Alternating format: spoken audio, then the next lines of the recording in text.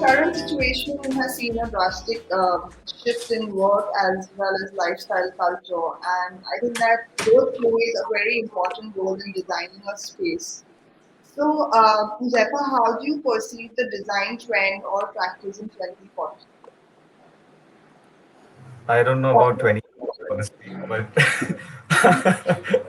That you no, but were the thing is hoping to that see in 2040. yeah. So I think the big word that was trending last year was essentialism, and I think that basically was.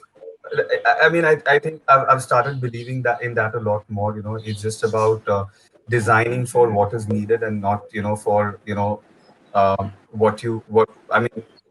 I don't think you need to over design things. I think you need to just ensure that you're educating your client that if this is my dining space, all that I need is a dining table and chairs, or maybe I can even sit on the floor and eat depending on how comfortable they're doing that. But I think essentialism is the need of the hour. So when it comes to this whole discussion of technology, sustainability, etc., I think it's that whole lifestyle shift, and what we discussed in the beginning as well. The whole idea of ensuring that your spaces are more flexible. The living habitat is a lot more flexible. It's not really defined. It's more gender neutral in that sense. I mean, I think thankfully our country is now moving into that whole direction of gender neutral spaces also. Like the kitchen is no more where the women cook, right? I mean, I think thankfully last year also has allowed that to change in a very big way, right? And I speak about my I mean I speak on behalf of myself also for that particular aspect. So I think that is the direction that we are looking at, this whole sort of trend heading in. So I don't know about 2040, but Yeah, I hope that the I current scenario is at I have to least. agree. I also feel that accessibility is going to become huge. I mean, it's not going to be about budgets in 2040. Everyone's going to have access to design. We already do. Whether it's Pinterest or Instagram or just this whole social media that's opening up, so many doors. Design is not going to be only for the rich, and that's fantastic. I think that will happen for sure in the next coming decade. I believe it will for sure. I think even now, even though I mean clients with smaller, very Yeah, tight budget, they still do seek correct. professional designers, no matter who Yes. or whether That's a famous good name one. or not. There's But there's something yeah, for everyone. Yeah, there's something for everyone now. Whether it's getting the right designer who could match your budget, or getting the right furniture piece that matches your budget. There's everything available now, which is great. Yeah. Shara, would you like to add to this that how do you perceive the design trend or practice in 2040? Or you hope to see that change? Me? Yeah, Yeah. So I think for 2040, what Huzefa and Shivani said for sure. And I also feel like hopefully by that point we would have design that is equal. So I feel like there are a lot of spaces that are not friendly towards either someone who has walking difficulty, difficulty seeing, difficulty hearing, difficulty experiencing the entire space. And if you look at your normal, all your normal public spaces, they are not built for anyone who is not who's got any kind of special needs or any kind of different abilities or different requirements. So I think hopefully by 2040 I would like to see equal design where these are not things that you have to think about or incorporate as a special requirement. It just becomes industry standard, and it just becomes something that becomes part of a space and part of the normal design language. All bathrooms are handicap bathrooms, not just one. All spaces have ramps, all spaces have handrails, all spaces have things written in braille, all spaces have it should just be part of what we do, so that Yeah. anyone with any kind of different abilities or different needs can enjoy spaces the same way. that's a beautiful thought. To add to that as well, when you, like for example, I mean, today I know that I know so many people who are really having their own kitchen gardens, right? Even within the city itself. I think urban farming has become such a big Yeah. phenomenon now.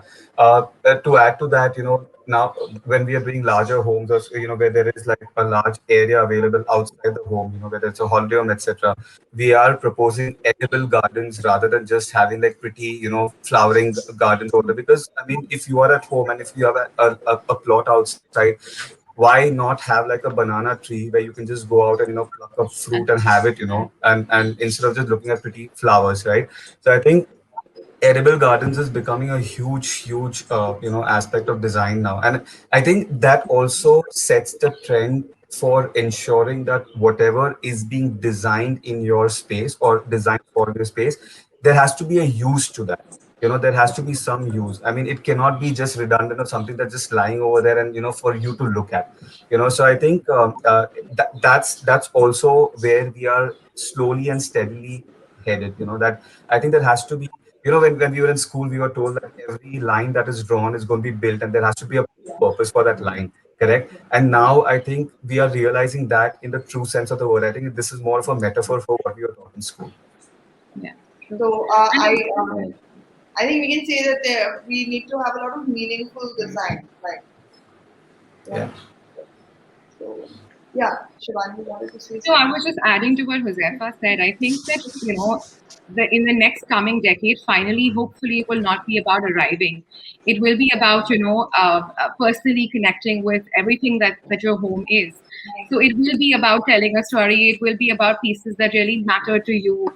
Uh, that hopefully will happen in the next 10 years. That is, yeah, what I think will happen. So moving on from there, Shivani, I have a question for you. That with limit to outdoor access and matchbox size homes in the urban development, will there be an integration of the exterior world and the interior?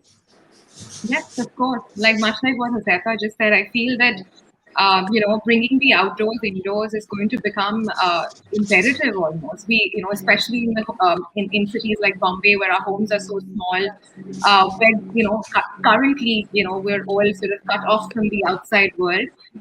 This is going to become, a, a happy trend, so to say, like something that people will want to, adapt in their everyday life.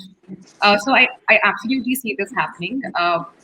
In the past, we used to have clients who would say that, I don't want to have plants because they get mosquitoes and this, that in my house. That conversation has changed. People really want plants now, not just aesthetically to make the space look nicer, but also to just genuinely bring the outdoor indoor. Even if it's a small balcony, people want to set it up really nicely and have their little table and, for a cup of tea or coffee. So that people want the outdoors now. And it's never, the last 1 year has taught us why we want it so much. So the next 10 years, for sure, we're going to embrace it with everything that we have, for sure. But don't you think people forget too soon? People forget to.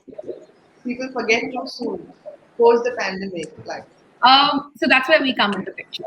So we remind them as designers. No, I think, yes, we forget soon. That is true. But this has been a huge shift in terms of how we think, feel, believe. It's very real what we've all gone through in the last 1.5 years.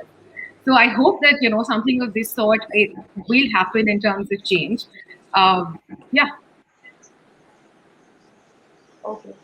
Gopal, we see a lot of migration in the future. Do we see a lot of migration in the future from urban to countryside or outskirts of the city with this concept of remote working? Do you Yes, see that something that yes.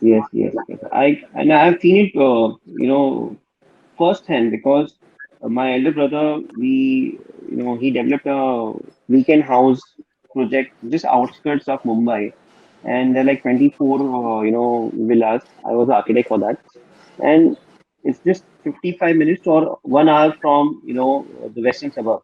Okay, and precisely in the lockdown, the last lockdown, there were four families who were staying there for more than 3 months continuous. And apart from that, right now also, continuous people are staying there. Whether it's now, it's not they're not staying there for 1 or 2 days. They're staying there for continuous like 2 to 3 weeks or even for a month. Okay, and they have realized that because of the pandemic and the kind of things work from home culture and virtual things which have come up, and also the connectivity to those remote places. Okay, because of the internet and everything penetrating so well to the most in remotest places, it's been very easy. They are not disconnected virtually or digitally, Okay, they're very much connected to the world. At the same time, they have the the dream of being in the countryside, or the dream of having, their own vegetable garden and everything. They're enjoying it very well, and just at 1 hour drive from the city.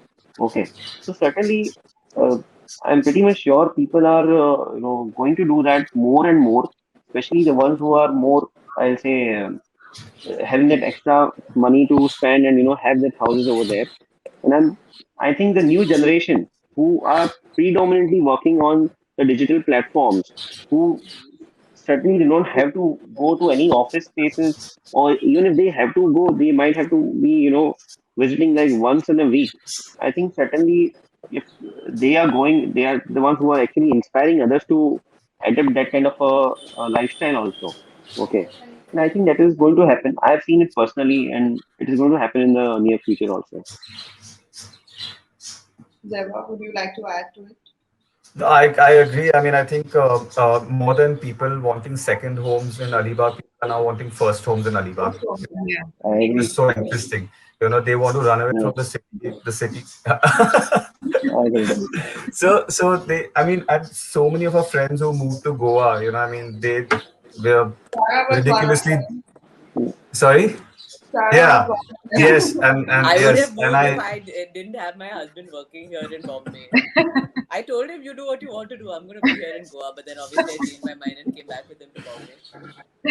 I know, and that it's so amazing, right? Because at least 1 month of working over there, I mean, she realized that her work is still happening, correct, irrespective of where she's located geographically, and I think which is what is with everyone. Like, so when last year it was more about having second homes, this year it's more about just getting out of the city and ensuring that their first home is just, like located very much away from this magic. Yeah. So I think that's a I trend that think, I'm yeah. seeing. And just the whole slow living, I think it's got a whole new meaning now, and that's wonderful. I feel like a lot of people who, again, I'm going to go back to the fact that, just as a city was it's such a rat race, you know what I mean? And I feel like somewhere this whole last year has just given us that moment to think, sort of, adapt to a slow way of being. And that's been positive, I think, for sure. Yeah, Yeah. I think absolutely. initially we all were facing difficulty in adapting, but I think this year is much better for us in adapting, in terms of adapting that, okay, slow is good. We all Yeah. agree. Yep.